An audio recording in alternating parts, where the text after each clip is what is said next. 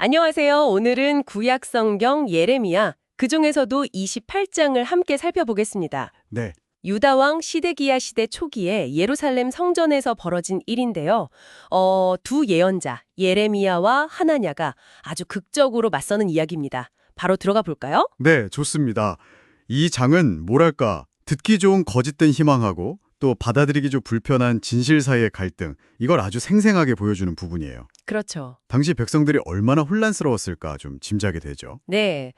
먼저 하나냐라는 예언자가 등장을 하죠. 이 사람이 제사장들하고 백성들 앞에서 아주 그냥 확신에 차서 이야기를 합니다. 네, 뭐라고 하죠? 만군의 여호와께서 바벨론 왕의 멍에를 꺾으셨다.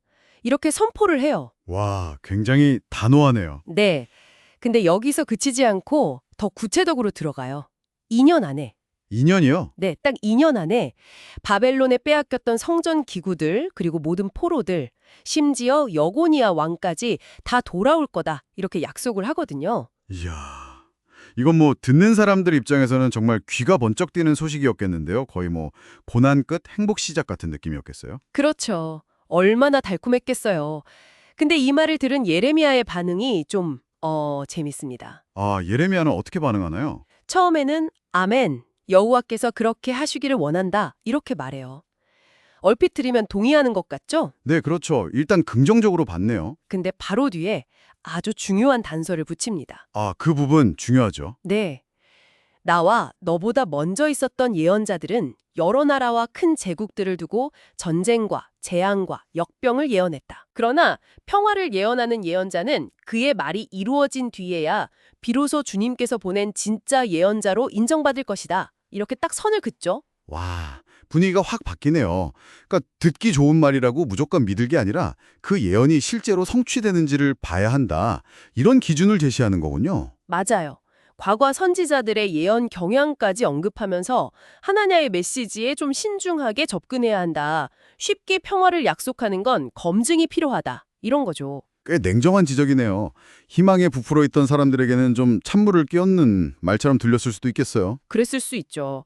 근데 하나냐는 여기서 물러서질 않아요. 오히려 더 과감한 행동을 하죠. 네, 아주 극적인 행동을 합니다. 갑자기 예레미야 목에 걸려있던 그 나무 멍에 있잖아요. 네, 그 바벨론에 대한 복종을 상징하던 그렇죠. 그 상징적인 멍에를 빼앗아서 사람들 앞에서 그냥 확 부러뜨려 버립니다. 와, 정말 충격적인데요? 퍼포먼스네요, 거의. 예. 그러면서 또 외치죠.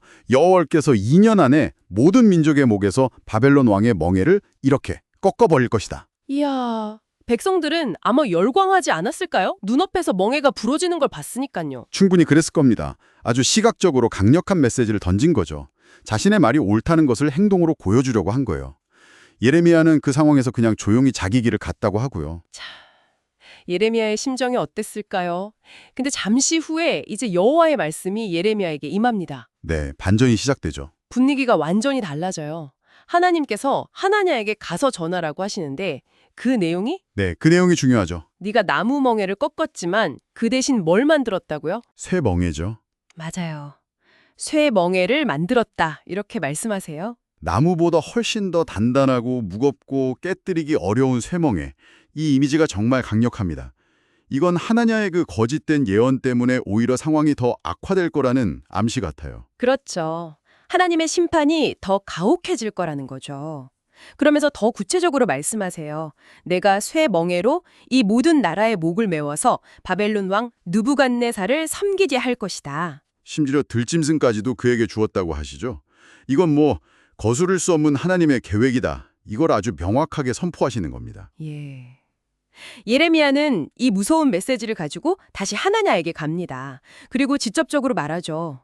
여호와께서 당신을 보내지 않으셨는데 당신은 이 백성이 거짓말을 믿게 만들었다. 아, 아주 직설적으로 질책하네요. 네. 그러고는 정말 결정적인 선언을 합니다. 당신이 여호와께 거역하는 말을 했으니 당신은 바로 올해 안에 죽을 것이다. 죽음을 예언한 거네요. 이건 단순히 예언 대결이 아니라 이제 하나님의 권위에 대한 도전과 그 결과가 얼마나 엄중한지를 보여주는 장면입니다. 그렇죠.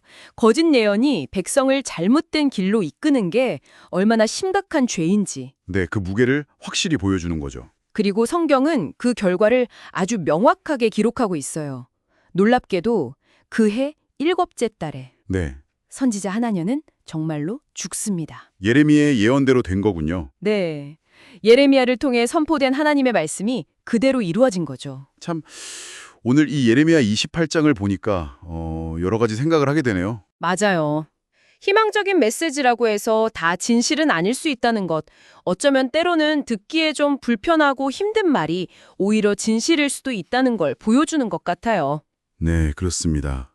이 이야기는 우리에게 단순히 메시지의 내용만 볼 게 아니라 그 메시지를 전하는 사람의 동기, 그리고 그 결과까지도 좀 깊이 생각해 봐야 한다는 걸 깨닫게 해줍니다.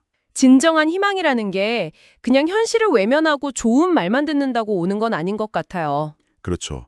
오히려 어려운 현실 속에서도 진실을 분별하고 또 그걸 따르려는 용기, 거기서 시작되는 게 아닌가 싶습니다.